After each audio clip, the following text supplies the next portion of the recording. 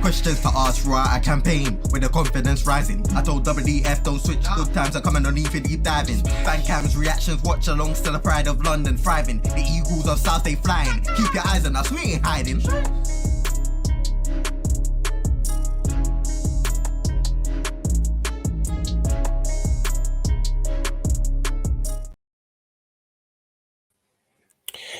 Good afternoon.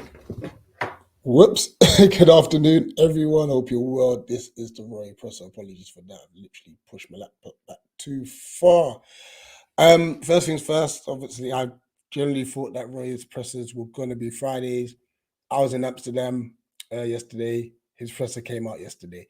But here I am to react to it today. So, the first question he was asked, and you know where this was headed, it was all to do with Michael Olise. Now, obviously, we heard the amazing news that he signed a new 4-year deal, which is great because obviously he fended off all the advances from Chelsea. It may be a case where he leaves in the near future still, but what we can get through as a club now obviously should dramatically increase, which is great news. But he was asked, he first said good news regarding Michael Olise committing this future, and Roy said, absolutely, best news we could have. We're concerned, especially with a club of Chelsea's stature moving in. I always hoped that he would stay and that we could help him get to another level. The decision was his, and I must credit Stephen Dougie for the amazing work convincing him to stay. And absolutely, the great work done behind the scenes. And I think the best bit about it, which Roy actually would allude to in his press conference, is that it was just like out of the blue, which was great to see. Roy then reiterated that he enjoyed the last 10 games of last season and decided to sign on because he wanted to work with the same groups of players again, which he had mentioned in the previous press conference before, that the reason why he signed on is because he knew he had a group of players that he enjoyed working with. At that time, the only question mark was Wilf. So obviously now Olise being thrown into that hat, it was like, oh my gosh, what's going on here? But he's very happy that he stayed. He was then asked if he knew that Michael was going to sign, and he goes, no, it was a massive surprise. He didn't know that a meeting took place. He didn't know when the meeting took place with the player, the chairman, his agent, but he said that, listen, they can keep springing the surprises on him all he likes. And like I said, it was a great surprise. Obviously being in Amsterdam at the time, I'm on flight mode whilst I'm walking around the city. The moment I got to like a Wi-Fi spot, all I saw was ding, ding, ding, ding, ding, ding, ding, ding. I'm looking at my phone like, what's going on? All I'm seeing is messages like in the group chat, like Nicky saying, Olise is red and blue. I'm thinking, what are you talking about? And I've gone and checked it and they've seen that he signed a new contract. Listen, I was like a kid in the candy store, like Steph was like, what are you doing? Why are you so excited? I'm just like, listen, Olise just signed a new contract and stuff. So no, it was great news. He was then asked, did you get a chance to speak to Marcus himself? And Roy said, I had a long chat with him when it first arose with this Chelsea interest. He made it clear to him how much he enjoyed working with him and the respect he had as a player, and the potential he has as well. Roy also said that he felt that staying at Palace would be the best option, but he didn't want to put him under pressure. And he also said that, listen, if you need to talk to me about anything, that he's there as well. He was then asked how challenging is it for a club like Palace to push away advances from bigger clubs. And Roy said, it's very difficult. There are a group of clubs spending enormous amounts of money.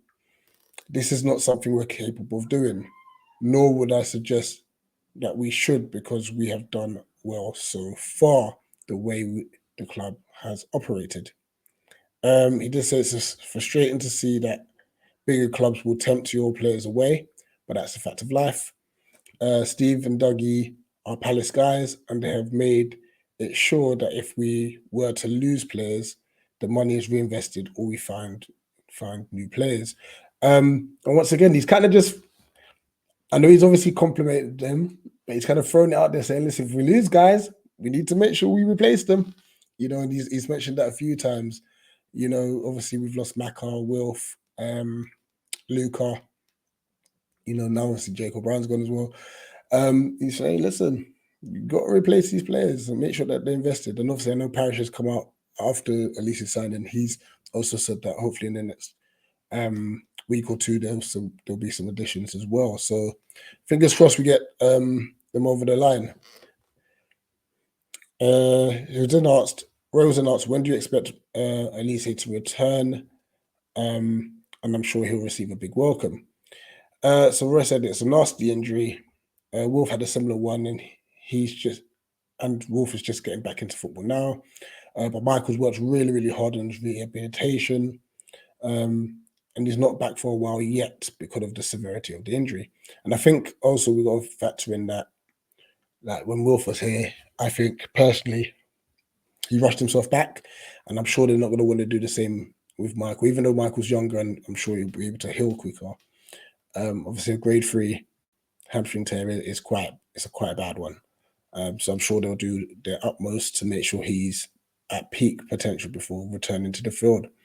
And obviously on the aspect of him returning, I think that's going to be a crazy reception when he comes back, when he gets back on the pitch, especially at Selhurst Park, because this transfer saga was stress. It was really, really stressful. Rose asked about the transfer business. Are there any surprises? He goes, I don't know. It wouldn't surprise me because they, referring to Stephen Dougie, are good in the last weeks of the window. Keeping Michael obviously has changed one aspect of our work. And obviously, if we lost Michael as well, then we needed to have them recover left wing, right wing, and so it would have left us with a lot of work to do. At the moment, we have a very good 11 with Hughes, who will be fit soon, and add Michael to that. We have good cover at the back as well, talking about the defence. But you can tell that we're lacking cover going forward. So hopefully those are the areas we address. Sorry, very tired. Ray asked about his touchline incident with Max Lowe.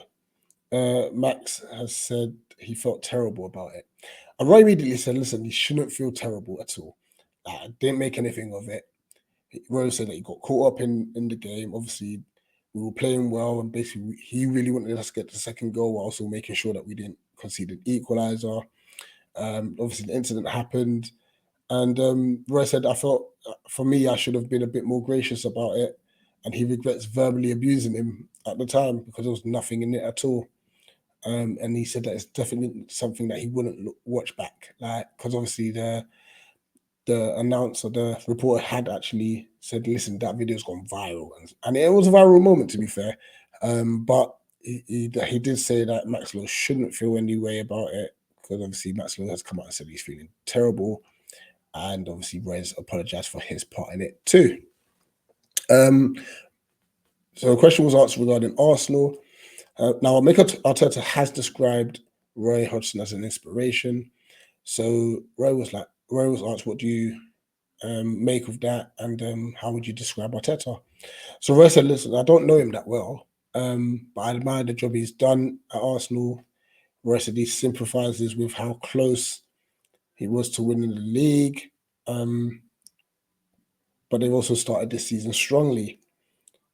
He said it's going to be a tough game. We're expecting an organised team, expecting them to compete for the title. But however, we go into the game after a good performance and a good start with our win against Sheffield United.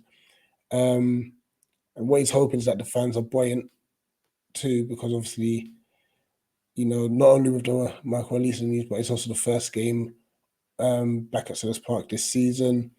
And what he's hoping for, that's going to, give us the players the extra bit of edge there. So it's down to us to obviously make that noise on Monday night. He then asked about the England women. He said that, listen, they've impressed me. Their tournament hasn't been plain sailing, but they've made it. They made it to the final. They've done what they needed to do. They've done, and so once again, they've mentioned that they've done well to get to the final. And hopefully they bring the trophy home. You know, one thing he did mention is that they've done excellent in being able to, you know, uplift the women's game. They've done so well in that front, you know, that they've taken it to another dimension, and that's from obviously winning the Euros and now being in the final of the World Cup. If England women could pull that out of the bag, it's incredible for the game, especially here in England and across the UK, to be fair. Once again asked about Arsenal, what do you expect? So he said, listen, they're extremely good on the ball. Their passing and movement is good. They have very good players. They will come here and produce all of their skills. And we have to be our best. And once again, he reiterated that he hopes that the fans obviously give the players that little extra boost as well. And yes, we will have to be on the best. We're playing against a very decent side. You know, he did briefly mention, obviously, the unfortunate injury to Julian Timber as well. You know, it's just unfortunate, obviously. And it seems like ACL injuries are very common at the moment, which is not good, you know. But he's out for a significant amount of time as well. Ray was asked about the impact regarding added time, and he said that, listen, this is going to favour the better teams. The teams with the better players, the teams that keep the ball better, because obviously keeping the ball makes your opponents tired. So, look, he said, look, we know we want to obviously eradicate time wasting, but on the flip side, like if you've got the better players and you've got, especially we're doing this 5 subs rule, I think that's still in play. It's going to have an impact. It's a positive impact on the bigger sides. Regarding injuries, he confirmed that Mark Gay is fine. So we pretty much have the same group that we did against Sheffield United. So obviously there's no Hughes, there's no Marco Mabure, there's no Mateus França, and there's no Michael Elise. He obviously was asked regarding VG's tweet, and he just said it was a strange tweet, and the club are now dealing with it. The club are dealing with the matter. It's sad it's come to this, but the club are working on the solution. So he obviously didn't want to get drawn into a proper discussion about it. Listen, VG's done what he's done. The club are dealing with it. We're going to keep it moving. And lastly, regarding Jefferson Lerma, he said he was asked how has he changed the dynamics of the side, and what he said is that Lerma is a dynamic player, sport about a lot of energy. Playing with Decore brings that additional cover for the defense, which allows the 4 players to be more forward thinking. And yeah, we could just look forward to a decent season with them both. So yeah, Lerma was brilliant against Sheffield United, and hopefully you can replicate that across the whole season. And yeah, that was pretty much the presser. Guys, appreciate you. I know there will be Transfer Weekly on either later on this evening or maybe even tomorrow. Sunday we'll have the Arsenal preview. I think Tariq's doing his chip challenge as well at some point Sunday evening as well. So look out for that. And then it's Monday, back at Sellers Park. Fan comes outside the fan zone. Come find us. Come share your say. Win, lose or draw. Come find us. Come and share your thoughts as the Premier League's back at Sellers Park. So yeah, big up, guys. Don't forget to like, share, subscribe, and as always, up the Palace. He goes.